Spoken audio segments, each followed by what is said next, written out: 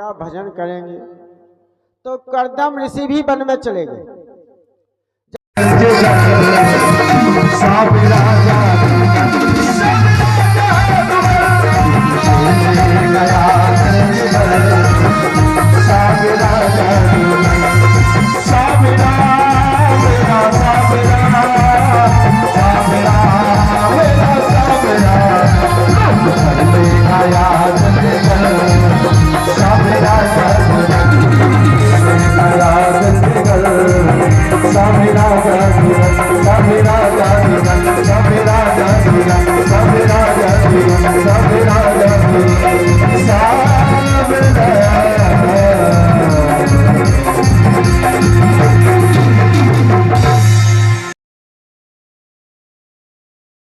जब कर्दम ऋषि वन में गए, जाकर के एक सुंदर स्थान पर जाकर के बैठ के समाधि लगा ली। हजारों वर्षों तक समाधि लगाई और हजारों वर्षों के बाद जब कर्दम ऋषि की समाधि टूटी, समाधि में जब गए थे जब छोटे से थे, और आज जब समाधि टूटी तो उनके बाल सफेद हो गए, आंखें कमजोर हो गई, कानों से सुनना कमजोर हो गया। लेकिन जब तक पूरी पृथ्वी बस चुकी है और जब पृथ्वी को देखा कि अरे बड़े आनंद है, हाँ क्यों, देखो भैया सब लोग हंस रहे, खेल रहे, नाच रहे, गा रहे, खा रहे, पी रहे, पृथ्वी पर यही हो रहा है। जिस समय कर्दम ऋषि ने इस बात को देखा और मन में विचार आया कि गृहस्थ जीवन तो भैया सबसे अच्छा जीवन है, गृहस्थ जीवन सबसे अच्छा जीवन है, बढ़िया सुंदर मकान है ना सबके, है? बढ़िया सुंदर मकान है, घर में पत्नी है, बच्चे हैं, पिताजी हैं, दादा है, दादी है, 4 लोगों के पास में बैठ रहे हैं, उठ रहे हैं, कितना अच्छा जीवन है। वास्तविकता सबसे अच्छा यदि जीवन है तो गृहस्थ जीवन अच्छा है। हमें गृहस्थ को अपनाना चाहिए। लोग कहते हैं हम बाबा बन गए, लोग कहते हैं कि हमें तो भैया कुछ नहीं, हमें तो संत बनना है। अरे भैया संत बनना कोई हंसी मजाक नहीं है। यदि ऐसे संत बनते होते तो 2 रुपया में संत बन जाते। 2 रुपया को बाजार से रंग ले आओ और कपड़ा रंग लो, पहन लो, बाबा बन गए। भैया जब तक परमात्मा की कृपा नहीं होती है तब तक संत बनना भी बहुत कठिन की बात है। मुँह से कह देने से हम संत नहीं बनते, हमें गृहस्थ जीवन याद आता है, हम गृहस्थ जीवन को देखते हैं। कर्दम ऋषि ने हजारों वर्षों के बाद जब समाधि को टूटा, संसार को देखा, संसार को जब देखा तो देखो बुढ़ापे में कर्दम ऋषि के मन में भी आया, क्या आया कि हम गृहस्थ जीवन अपनाएंगे। कब? जब बाल सफेद हो गए, तब जब बुढ़ापे में आया कि हमें गृहस्थ जीवन में जाना है, तो फिर समाधि में बैठ गए। पूजा 3 प्रकार की होती है।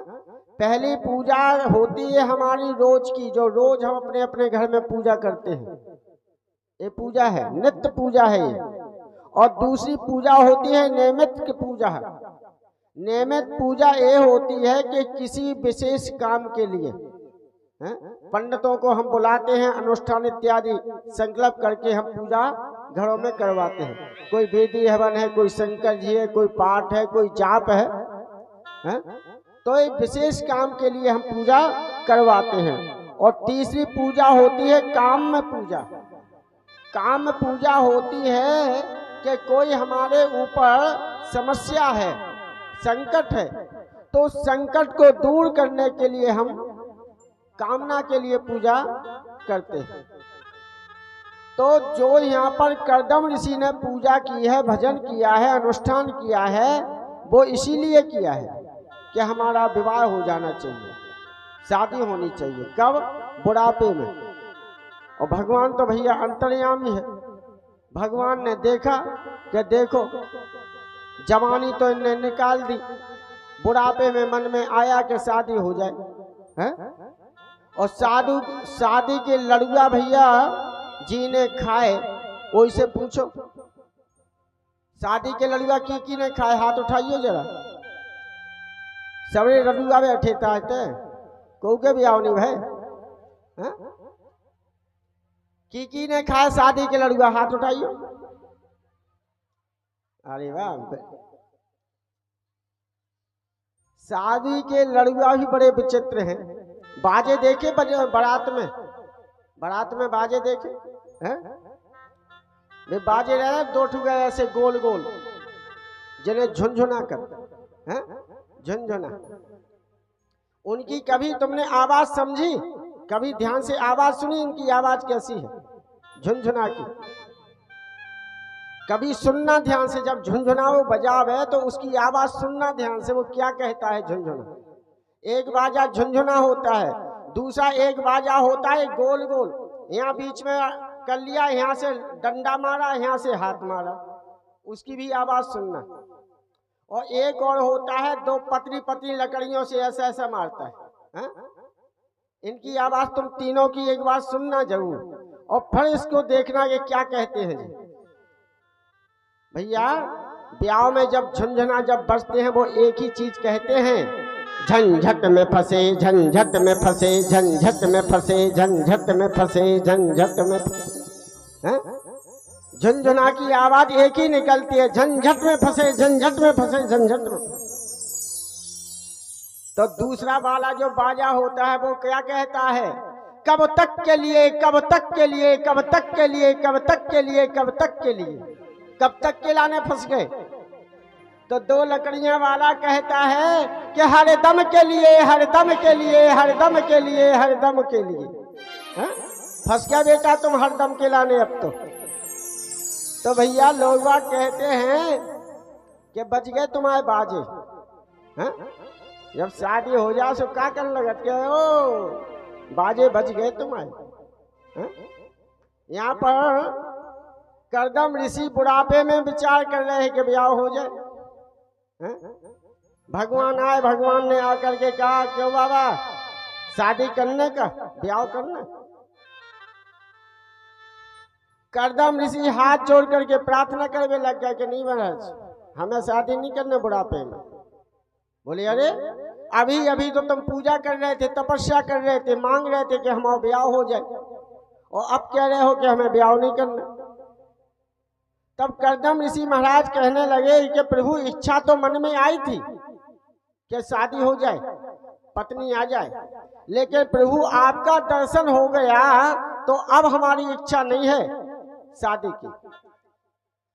भगवान कहने लगे कि देखो भैया बाबा जी हमने तो तुम्हारी शादी तय कर दी, पक्की कर दी, विवाह हम तय करके आए अभी अभी। बोले अब तो तुम्हें शादी करने पड़ेगी। भगवान ने कहा कि स्वयंभू नाम के जो राजा हैं उनकी पुत्री है देवहूति, और देवहूति के साथ में तुम्हें विवाह करना होगा, हमने तुम्हारी शादी तय कर दी है। करदम ऋषि कहने लगे भगवान इच्छा तो नहीं थी, आपका दर्शन हो गया, बहुत कुछ है, लेकिन यदि आपका आदेश है तो हम शादी करेंगे। भगवान आदेश करके चले गए कि मनु महाराज आएंगे, उनकी पुत्री के साथ में तुम शादी कर लेना। करदम ऋषि ने कहा कि महाराज आपके कहने से हम शादी तो कर लेंगे, कोई बात नहीं, लेकिन हमारी भी एक शर्त है। बोले क्या शर्त है? बोले हमारी शर्त ये है कि हमारे घर तुम्हें बेटा बन करके आना होगा, पुत्र बन करके आओगे तो शादी के लिए राजी हैं, नहीं तो नहीं है। भगवान ने करदम ऋषि को वचन दिया कि जाओ करदम ऋषि तुम शादी करो, तुम्हारे घर हम पुत्र बन करके आएंगे। मनु महाराज आए अपनी पुत्री देवहूति को लेकर के। अब यहाँ करदम ऋषि ने अपनी पत्नी की परीक्षा ली। परीक्षा भाई आजकल भी हम लोग शादी की बात होती है तो क्या करते हैं, कन्या परीक्षा, कन्या को देखने जाते हैं लड़का वाले, है? आज भी होता है, लेकिन आज में और पहले में बहुत अंतर है। आज हम लोग जब लड़की वाले के घर पहुंचते हैं लड़का वाले तो एक दो लोग नहीं जाते, 5-10 लोग जाते हैं, लड़की देखने जा रहे हैं। मम्मा फूफा मौसिया फलाने और ठिकाने और जे और भी, गाड़ी एक है, हैं? जाबे के लाने 4 व्हीलर गाड़ी एक है, 8 आदमी की सब गाड़ी है। जा कितने रहे? 16। गाड़ी में बन नहीं रहे, सुताए के ऊपर बैठ गए, नहीं बन रहे, सुताए के ऊपर बैठ गए। 16 जने पहुंच गए। उते बिटिया के बाप की छाती धुक पुक हो रही कि हे भगवान, लड़का वाले आ रहे, स्वागत में कछु कमी ना रह जाए। तो बाने स्वागत खिलाने, और जे केला लो, वो सेव लो, जो नमकीन हो, जो बिस्कुट हो, जे समोसा हो, बे पकौड़ी, पूरी टेबल सजा के रखी, है? ठंडा लो गरम लो। और 16 आदमी पहुंचे, खूब चाय पानी नाश्ता की हुई। और चाय पानी, अब बिटिया बासो हाथी ही जोड़े, वो भगवान को स्मरण कर रहे, हे गोविंद भगवान, हे नारायण भगवान, लड़का वाले मनाना कर देवे। वह भी चिंता है कि मना ना कर देवे, कहा कि 10,000 रुपया को तो नाश्ते ही होगा। सो वो बिटिया को बाप हाथी भगवान से जोड़ेगे, प्रभु बन जाए बात। और जब उन्होंने लड़की देखी लड़का वालों ने, और लड़की देख करके पूछा लड़की वाले ने, महाराज आपको हमारी बेटी पसंद आई क्या? तो बिटिया वाले बड़े भाव से कर कि हाँ ठीक है, अब घरे पहुंचन दो। लड़का वाले यही कहते अब घरे पहुंचन दो, घरे पहुंच के हम जवाब दे दें तुम्हें फोन पे। भले आदमी 16 आदमी तुम गए, 10,000 को नाश्ता को इड़ी तिड़ी करे आए, और अच्छे अच्छे समझदार लोग गए, हैं? घरे का चाचा हुआ रे कछु नहीं, फूफा तो है संग, उसे फूफा सब देख ले, फूफा तो माँ होशियार है, कोकर मम्मा होशियार है, होशियारी होशियारे के बिटिया देख।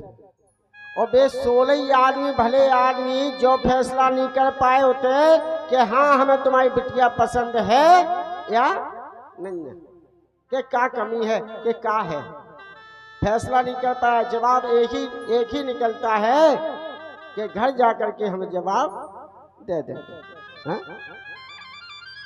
कर्दम ऋषि ने भी जिसके साथ में विवाह हो रहा है परीक्षण किया। क्या परीक्षण किया? कर्दम ऋषि ने 3 आसन बिछाई हैं। एक आसन बिछाई अपने होने वाले ससुर जी के लिए, एक आसन बिछाई अपनी सासू माँ के लिए, और एक आसन बिछाई होने वाली पत्नी के लिए। 3 आसन बिछा दिए। मनु महाराज आए, मनु महाराज की पत्नी आई और उनकी पुत्री देवहूति, तीनों आए। 3 आसन लगी। मनु महाराज अपनी आसन पे बैठ गए, उनकी पत्नी भी आसन पे बैठ गई। लेकिन देवहूति ने मन में विचार किया कि यहाँ पर कर्दम ऋषि के अलावा यहाँ पर कोई नहीं है, कोई है ही नहीं। चौथा 4 आदमी हो गए, 5वां कोई नहीं है। जब 5वां कोई आदमी व्यक्ति है नहीं है तो ये आसन बिछाई किसने? हमारे पति ने ही आसन बिछाई होगी। कर्दम ऋषि की बिछी आसन होगी। देवहूति ने मन में विचार किया यदि हम आसन पर बैठेंगे तो पतिव्रता धर्म हमारा नष्ट हो जाएगा। क्यों? थोड़ी देर में हमारी शादी इन्हीं के साथ में होने वाली है, और जब हमारा विवाह इनके साथ में होने वाला है तो पतिव्रता धर्म हमारा नष्ट हो जाएगा पति की बिछाई हुई आसन पर बैठने से। आजकल की पत्नी हो यदि तो बड़ी बात विचित्र है। हाँ, बेचारा हारा थका पति खेत खलिहान से आया और बेमोड़ी मोड़ा को ओली में ले और कह देती है जल्दी तरह चदरा फटकार दियो, हम ये ओली में तो ले। भैया साहब चदरा फटकार ले, बे बच्चा के बहाने गई और पढ़ रही लेके। भैया कर्दम ऋषि की पत्नी देवहूति ने आसन पर नहीं बैठी, अपना दाहिना हाथ लिया और दाहिना हाथ लेकर के उस आसन पर रखा। क्यों? बैठेंगे तो भी गलत और नहीं बैठेंगे तो भी गलत। सम्मान भी करना है आसन का, तो अपना दाहिना हाथ लिया और ले करके उस आसन पर रख करके नीचे वो बैठ गई है। मनु महाराज ने अपनी पुत्री का विवाह कर दिया करदम जी के साथ में। विवाह हुआ, विवाह होकर के अपनी पत्नी को लेकर के करदम जी अपनी कुटिया में पहुंचे।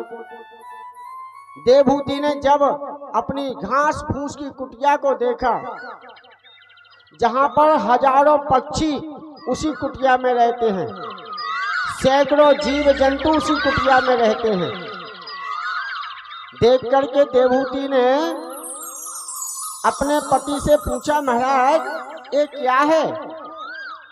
करदम ऋषि कहते हैं, देवी ये घर है मेरा, उस घर को सभी जितने भी जीव जंतु पक्षी हैं सब इस घर को अपना ही मानते हैं, सब इसी में ही रहते हैं।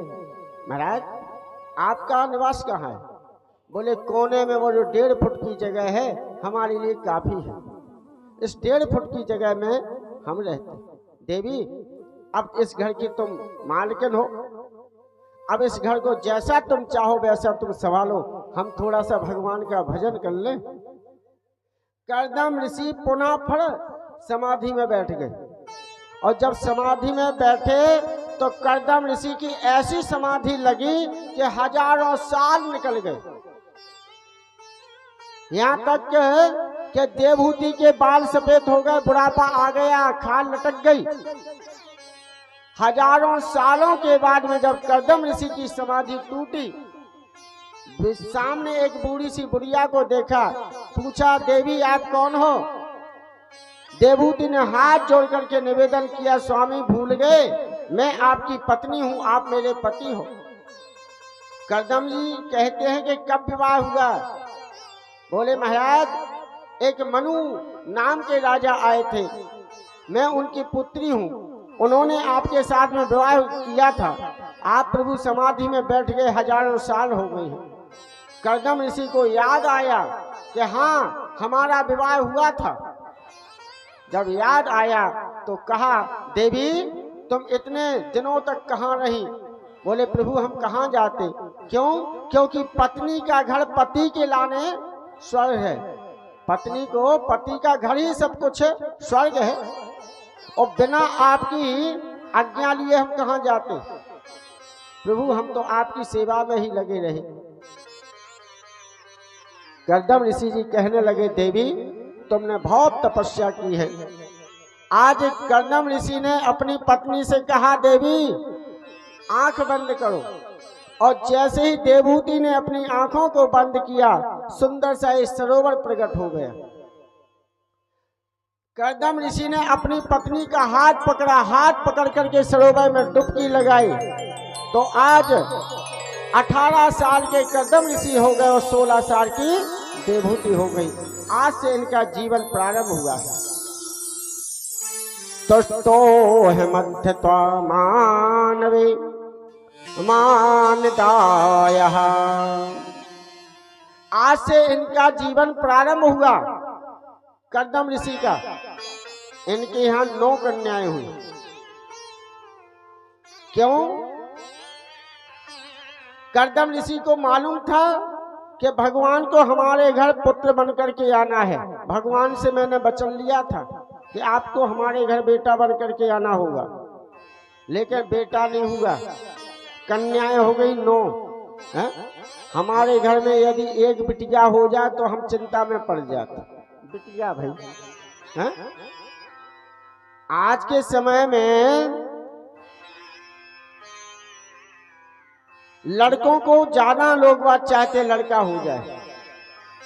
जहां देखो वहां महाराज क्या बताएं, 4 बेटियां हो गई, मोड़ा तो भोई नंदा, बड़ी समस्या है। अरे भैया मोड़ी भाई तो मोड़ी का बुराई है क्या? अरे वो भी तुम्हारे घर की रोशनी है। मोड़ा नहीं हुआ तो बिटिया तो है, बिटिया भी तो तुम्हारे पुत्र जैसे हैं। और ये बात यथार्थ सत्य है कि जो सेवा तुम्हारे बेटा नहीं कर सकते, जो सेवा की बेटियां कर सकती हैं, ये बिल्कुल सत्य बात है। लेकिन बेटियों को शिक्षा अच्छी मिले। भैया बेटियां एक नहीं 3 परिवार 3 खानदान का तरण तारण करने वाली बेटियां होती हैं। एक स्वयं का, एक मामा का और एक ससुराल का, 3 पक्ष लेकर के चलती है। और जिस घर में यदि बेटी नहीं है वो आंगन ही सूना है, वो घर ही किसी काम का नहीं है। जिस आंगन में बेटी का हरा मंडप न गड़ा हो, जिस पृथ्वी पर आंगन में कन्यादान ना हुआ हो, वो आंगन किसी काम का नहीं है। आज के समय में हम लोग गार्डन में विवाह करने जाते हैं। भैया बिटिया को ब्याह है, 4 महीना से पहले गार्डन बुक कर देते हैं। बड़ी समस्या है। तुम्हारे घर में जिस आंगन में बिटिया खेली कूदी बड़ी भाई, उस आंगन में मंडप नहीं गड़ा, उस आंगन में कन्यादान नहीं हुआ। कन्यादान कहाँ हो रहा है? दूसरे की धरती पे फल फूल को रहे गार्डन वाले, उसका फल किसको मिल रहा है? तुम्हें मिल रहा क्या? तुम्हें शांति मिली? तुम्हारी पृथ्वी शुद्ध भाई नहीं भाई? गार्डन वाले से बोलो चकाचक है इस समय। उन्हें क्या रात भर के 1 लाख रुपया तो वाले, उनको खर्चा है का? कछु खर्चा है?